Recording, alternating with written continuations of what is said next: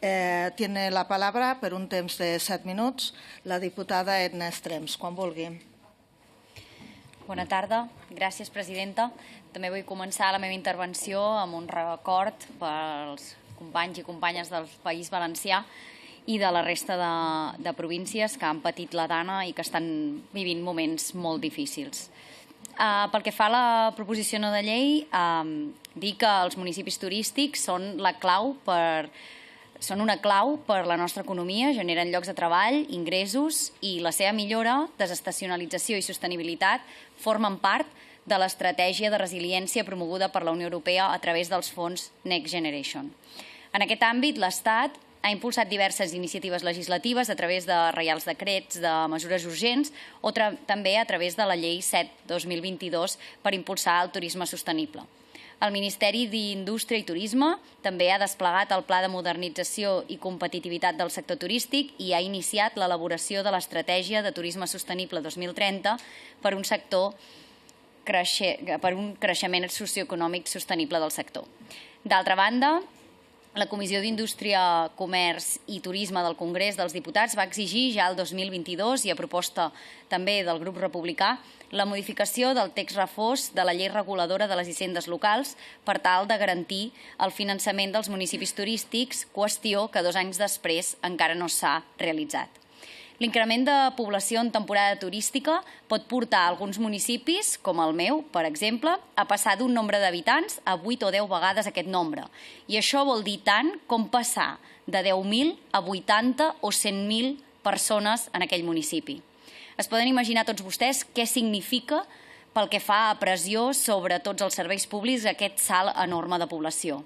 En canvi, són molt pocs els municipis que poden beneficiar-se dels mecanismes addicionals de finançament i ens acabem trobant amb un nombre molt elevat de municipis que pateixen una manca de finançament adequada per atendre les necessitats reals de la seva població i de les persones visitants durant aquests mesos de pic de població. Aquest desequilibri posa en risc la qualitat dels serveis públics, la sostenibilitat mediambiental i la cohesió social d'aquests territoris, però també posa en risc la qualitat de vida de les persones durant aquestes èpoques. És cert que la competència en matèria de turisme està descentralitzada i això permet als territoris defensar les seves especificitats, com és el cas dels països catalans, però es troben limitacions en algunes matèries transversals, com el finançament, que impacten en el desenvolupament turístic i que necessiten una solució. L'article 125 de la Llei d'Hisendes Locals, com hem comentat abans, recull un sistema extra de finançament pels municipis turístics i defineix el criteri per considerar-los com a tals.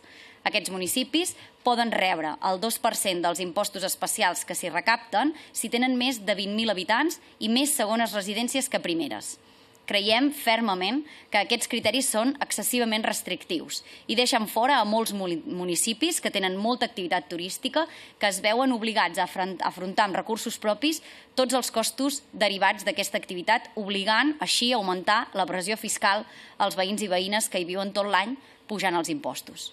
Avui, amb aquesta PNL, igual que el 2022, proposem ampliar l'àmbit subjectiu dels municipis considerats turístics per aconseguir que molts més es puguin beneficiar d'aquest sistema addicional de finançament.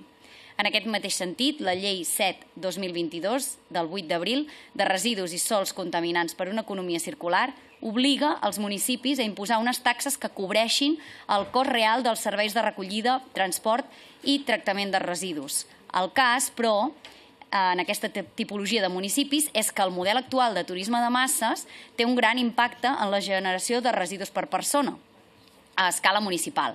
Els residus i les despeses que comporten es multipliquen per 2 i per 3 depenent del municipi i tot el pes del pagament d'aquest servei recau en qui hi viu tot l'any, com hem dit.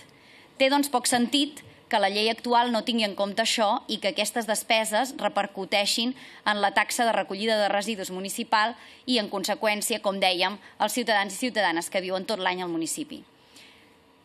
Totes les actuals línies d'actuació passen per la reconversió del model turístic cap a la sostenibilitat, el desenvolupament del producte turístic, la digitalització, l'actuació urgent en l'àmbit de la competitivitat i el suport a través de la promoció de la resiliència als territoris extrapeninsulars.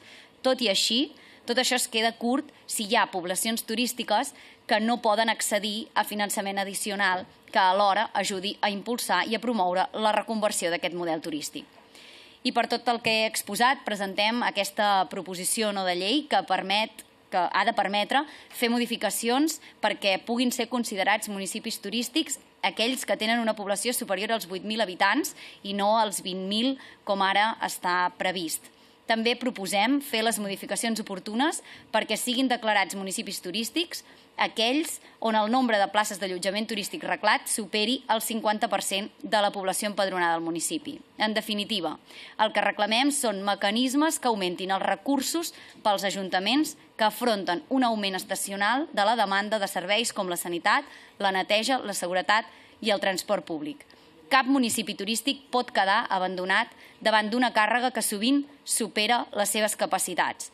I és per això que els demanem el seu vot favorable, per millorar el finançament i posar les persones i el territori al centre d'una activitat turística clau per l'economia de molts dels nostres pobles. Moltes gràcies. Gracias, señora Edna Estrems. Para esta proposición no de ley se ha presentado una enmienda.